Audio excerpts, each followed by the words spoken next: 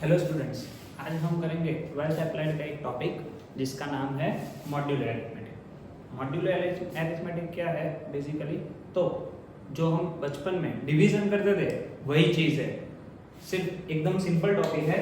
देखो जैसे कि मॉड्यूलर अरिथमेटिक क्या है, a is equals to b q plus r. कैसे लिखते थे कि a इज इक्वल्स टू, जब छोटे थे तब लिखते थे कि a इज इक्वल्स टू क्या लिखते थे हम, डिविडेंड। a को क्या समझते थे, dividend. q is equals to constant quotient, d is equals to division and r is equals to remainder। कोई चीज का हम डिवीजन करें, सपोज दैट नंबर है हमारा 9, उसे 4 से हम डिवाइड करें तो 9 हमारा क्या हो जाएगा, डिविडेंड जिसे हम a कंसीडर करेंगे। 4 हमारा क्या हो जाएगा, डिवीजन जिसे हम b कंसीडर करेंगे। सो 4 2 जा क्या हो जाएगा, 8। So that is why answer is 1. 1 is a remainder and 2 is a quotient। यही चीज अगर ये फॉर्म में लिखनी हो, a is equals to bq plus r, so that is why 9 is equals to क्या लिख सकते हैं हम, डिविजन ऑफ 2 4 into 2 plus 1। इस हिसाब से हम पहले लिखते थे।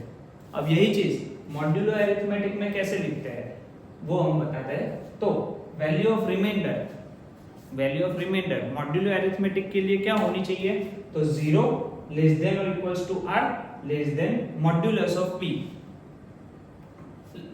लेस देन और इक्वल्स टू क्यों यूज किया है, बिकॉज ऑफ 0 भी रिमाइंडर हो सकता है या 0 से अबव। फिर modulus of b, modulus of b मतलब डिवीजर जो हमारा होता है उससे वो वैल्यू क्या रहेगी, स्मॉलर ही रहेगी। कभी भी डिवीजर से वो वैल्यू कभी भी ऊपर की वैल्यू नहीं हो सकती, वो प्लस। अब तक हम जो भी नंबर्स ले रहे थे वो प्लस ही लेते थे, लेकिन अब माइनस भी हो सकता है। सो प्लस एंड माइनस दोनों हम कंसीडर करेंगे। So that is why modulus of p। ठीक है, अब this wrapping around a certain integer give rise to modular arithmetic which is sometimes called clock arithmetic. क्यों क्लॉक अरिथमेटिक कहते हैं कि हम क्लॉक को हम देखें तो क्लॉक में कितने आवर्स होते हैं, तो 12 आवर्स। तो 12 आवर्स के बाद वो फिर से 1 से स्टार्ट होता है। सो दैट इज व्हाई वो चीज को क्या कहते हैं हम, मॉड्यूलर अरिथमेटिक। सेम ऐसे ही अगर हमारी कोई सर्कल है, सर्कल टोटल 0 डिग्री से स्टार्ट होगा, वो कंप्लीट कहां पे होगा, 360 पे। फिर 360 के बाद भी अगर वो फिर से हम स्टार्ट करें तो फिर से वो डिग्री से 1 डिग्री से स्टार्ट होगा। सो उसे भी क्या कहेंगे हम, मॉड्यूलर अरिथमेटिक। ऐसे ही modular arithmetic is the arithmetic of remainders. ये चीज मॉड्यूलो अरिथमेटिक लिखते कैसे है, यही चीज कि 9 मोड 4, दैट मींस क्या हुआ, 9 को हमें डिवाइड करना है किससे, 4 से। So that is why reminder क्या है इसका, 1। इसमें क्वोशिएंट क्या आता है वो हमारे लिए मैटर नहीं करता। अब यही चीज जो हम पहले ऐसे लिखते थे कि a is equals to bq plus r, उसकी जगह पे हम लिखेंगे 9 mod 4 is equals to 1। 9 हमारा क्या हो जाएगा, तो डिविडेंड, दैट मींस जिसे हमें डिवाइड करना है। 4 जिससे हम डिवाइड करेंगे तो रिमाइंडर इज 1। ऐसे होता है। तो देखो अब हमारे पास उसमें कितने केस ऑप्शन हो सकते हैं। पहले हम सिर्फ पॉजिटिव नंबर्स का ही डिवीजन करते थे या पॉजिटिव नंबर से ही डिवीजन करते थे, लेकिन अब कोई भी ऑप्शन हो सकता है। तो first a is greater than 0 and b is greater than 0, case 1। यही नंबर्स के लिए सपोज करते हैं सारे एग्जांपल्स के लिए according. So a is greater than 0, that means 9 and 4, so that is why 4 2s are 8 and answer is 1। ये चीज को हम लिखेंगे कैसे, तो 9 mod 4 is equals to 1, ऐसे लिखेंगे ये चीज। अब सेकंड क्वेश्चन क्या है, second case a is greater than 0 but b is less than 0, so that means a की वैल्यू क्या रहेगी, 9, b की वैल्यू क्या रहेगी, -4। सो अगेन अब इसका मल्टीप्लिकेशन करेंगे, डिवीजन, तो -4 को 9 तक पहुंचना है तो क्या किससे जाएगा, 2 से। सो 2 से अगर करें तो आंसर क्या हो जाएगा, -8। एंड देन साइन अगर हम ऑलवेज क्या होता है, sign will be change. So that is why 9 minus minus, तो ये तो प्लस हो गया। तो फिर क्या करना पड़ेगा हमें, क्वोशिएंट को भी माइनस कंसीडर करना पड़ेगा। So that means -4 into -2, answer is +8। So that is why यहाँ पे sign will be change, so reminder is 1। सो ये वाला आंसर कैसे लिखेंगे, 9 mod -4 and reminder is equals to 1. Next question, a is case number 3, a is less than 0, b is also less than 0. so that means इसमें -9 consider करते हैं, यहाँ पे -4. सो यहाँ पे अगर डिवीजन करना है तो किससे मल्टीप्लाई करना पड़ेगा, तो suppose that 4 2s are, so that means -8 हो गया. लेकिन अगर प्लस करे साइन विल बी चेंज, तो फिर क्या हो जाएगा, ये reminder will be negative. Reminder को हम नेगेटिव नहीं रखेंगे, क्वेश्चन को, या क्वेश्चन नेगेटिव हो सकता है, डिवीजन नेगेटिव हो सकता है, या डिविडेंड भी नेगेटिव हो सकता है, लेकिन हम रिमाइंडर को तो ऑलवेज किस में कन्वर्ट कर देंगे, पॉजिटिव में. तो फिर हम क्या करेंगे, इससे जो -9 है उससे हमें क्या चाहिए, -8. तो वैसे भी कोई भी हम डिवीजन करते हैं तो जो सेकंड नंबर होता है वो क्या होता है, या तो उसके इक्वल होता है या उससे स्मॉलर होता है.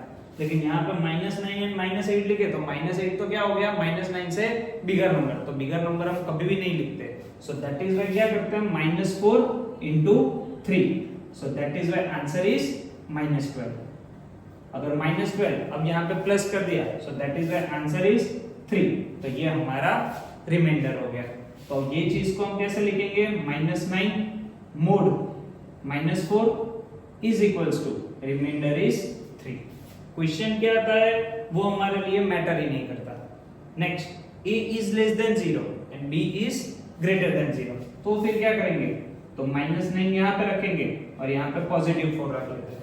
तो 4 2s are कितना हो जाएगा, अगेन ये चीज होगी कि 4 2s are अगर 8 रखे तो फिर से माइनस करके क्या हो जाएगा, ये चीज प्लस हो जाएगी. सो दैट मींस यहाँ पे हमें क्या लेना पड़ेगा, नेगेटिव, एंड नेगेटिव के साथ क्या लेना पड़ेगा, +3 की जगह पे -3. So that is why answer is -12. So -12 sign will be change, so that is why answer is 3. तो 3 is reminder. So -9 mod 4 is equals to answer is 3. तो ये 4 केसेस के अकॉर्डिंग हम कर सकते हैं. वैसे ही यहाँ पे कुछ क्वेश्चंस है तो वो क्वेश्चन को हम सॉल्व करते हैं. सो 22 mod of 4, हमें ऐसे क्वेश्चंस दिए होंगे तो अगर एमसीक्यू में है तो डायरेक्टली डिवीजन कर लो कि 22 4 से डिवाइड करेंगे तो रिमाइंडर क्या आ जाएगा, 2 इज रिमाइंडर. तो डायरेक्टली एमसीक्यू में है तो आंसर हम डायरेक्टली लिख सकते हैं. लेकिन यही चीज सब्जेक्टिव है तो सब्जेक्टिव में डिवीजन करके दिखाना पड़ेगा.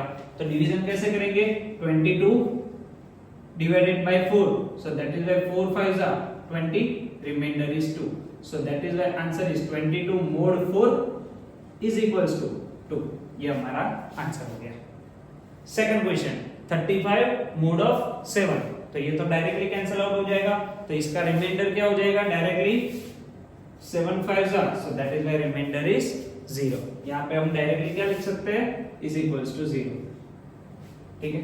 अब -15 mod of 2, तो ये वाला अगर नंबर करना हो तो कैसे करेंगे, -15 mod 2.